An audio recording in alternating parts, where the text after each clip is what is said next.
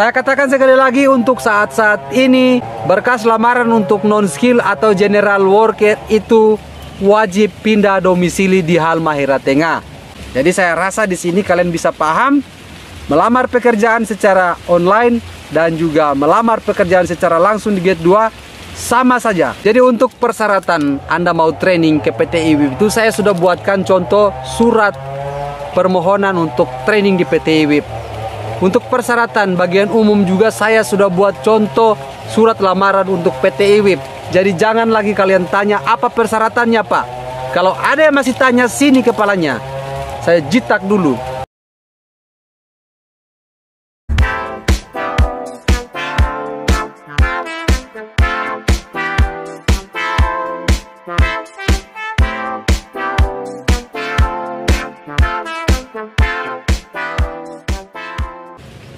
Jadi nanti di sini saya akan berikan bagaimana cara pemasukan berkas melalui Gate 2 dan juga melalui via email kepada teman-teman semua. Dan kali ini saya akan bahas adalah 2 tahap masuk PT Indonesia Weda Bay Industrial Park. Di sini saya harap teman-teman perlu tahu dulu apa yang akan saya jelaskan tentang pengiriman berkas secara online. Via email ini saya rasa ini dikhususkan untuk pelamar, yaitu operator alat berat. Jadi kalau Anda yang memiliki ijazah sarjana tetapi tidak ada pengalaman kerja, sama saja. Berbeda dengan orang yang hanya memiliki ijazah SMP tetapi kalau memiliki skill di dunia pertambangan alias bisa bawa alat berat, good. Itu saya katakan silakan pemasukan berkas lewat email bagi orang-orang yang memiliki kriteria seperti yang saya sebutkan, yaitu bisa bawa alat berat. Tetapi walaupun kalian bisa bawa alat berat, harus wajib lampirkan surat pengalaman kerja minimal 1 tahun. Nanti emailnya saya taruh di bawah sini biar kalian itu tahu. Jadi kalau nonton video, jangan cuma nonton Pak, dibaca deskripsinya supaya tahu informasinya ada di bawah situ. Ini saya kasih gambaran sedikit kepada kalian semua yang sering bertanya, Pak bisa kirim berkas via email? Saya katakan bisa, tetapi jika Anda yang seperti kriteria tadi yang saya sebutkan, kenapa berkas saya lama dipanggil? Kita itu harus introspeksi diri. Kita harus berkaca apa kemampuan kita. Bukannya saya mau meremehkan kalian semua yang tidak ada skill apa-apa. Tetapi itulah, jika kita sadar diri kita ini tidak ada pengalaman kerja, kita tidak ada skill apa-apa, kita ikuti alurnya saja, kita ikuti antriannya saja. Nanti kalau dibutuhkan pasti dihubungi. Kemarin Bapak Hairudin itu dari Sorong hanya 1 minggu saja dipanggil oleh PT IWIP. Karena apa yang saya katakan tadi bahwa PT IWIP ini tambang. Jadi kalau Anda yang mau melamar non-skill itu lama. Tapi kalau Bapak Hairudin kemarin lengkap. Dia memiliki CEO, pengalaman kerja 4 tahun membawa alat berat, ekskavator. Jadi otomatis 1 minggu saja dia sudah dipanggil oleh PT IWIP. Dan ini juga adalah kelemahan bagi Anda yang melamar secara online. Kelemahannya itu di berkas kalian. Kalian itu tidak sadar kalau berkas kalian itu bermasalah. Bisa jadi di nomor KTP tidak sesuai dengan KK, SKCK tidak sesuai dengan nomor di KTP. Seperti itu, kalian tidak akan pernah tahu kalau ada masalah seperti itu. Walaupun kita lihat sendiri berkas kita itu sama. Contoh, KTP sama KK nomornya sama, KK juga sama, tidak ada masalah.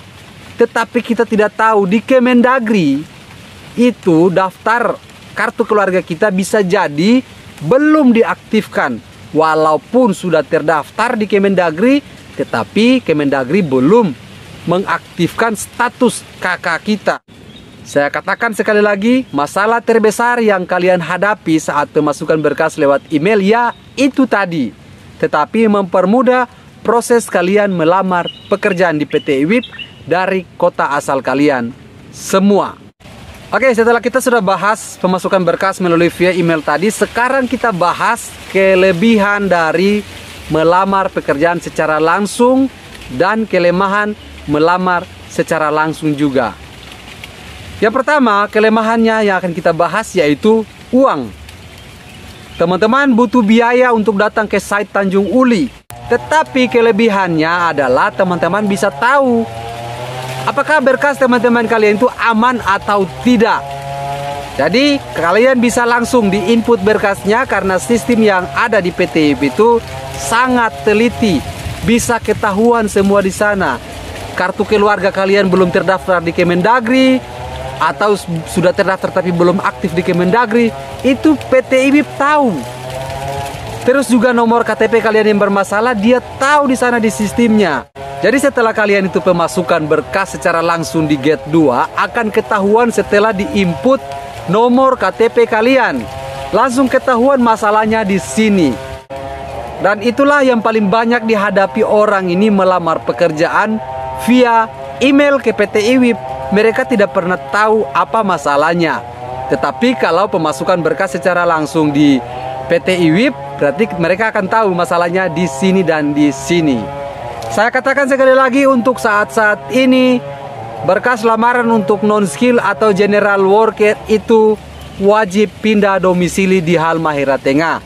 Itu sudah menjadi aturan yang diberlakukan oleh PT Indonesia Wedabai Industrial Park. Dan untuk yang memiliki skill masih bisa menggunakan KTP seluruh Indonesia. Jadi di sini saya mau jawab pertanyaan dari teman kita kemarin yang sudah bertanya kepada saya di Instagram saya seperti ini.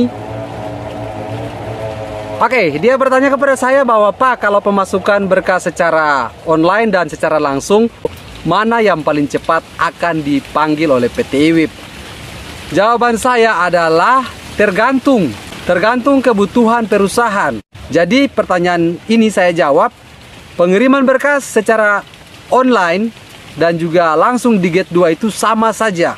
Tergantung kriteria lamaran kalian seperti apa.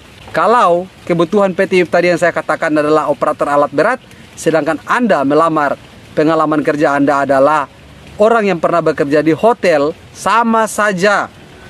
Akan diutamakan adalah operator alat berat. Walaupun Anda itu melamar secara langsung di Gate 2 dengan pengalaman kerja perhotelan, dan operator alat berat itu mengirimkan berkas secara online lewat email, yang otomatis dia yang akan dipanggil duluan.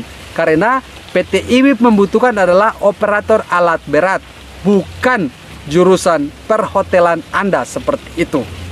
Jadi saya rasa di sini kalian bisa paham, melamar pekerjaan secara online dan juga melamar pekerjaan secara langsung di Gate 2 sama saja. Tidak ada yang didahulukan. Jadi kalau dia butuh operator, tetap dia akan panggil operator walaupun dia mengirimkan berkas lewat via email. Jadi untuk persyaratan Anda mau training ke PT IWIP itu saya sudah buatkan contoh surat permohonan untuk training di PT IWIP. Untuk persyaratan bagian umum juga saya sudah buat contoh surat lamaran untuk PT IWIP. Jadi jangan lagi kalian tanya apa persyaratannya Pak. Kalau ada yang masih tanya sini kepalanya, saya jitak dulu. Saya rasa kalian bisa paham sampai di sini. See you next time. Thank you for watching dan sampai jumpa.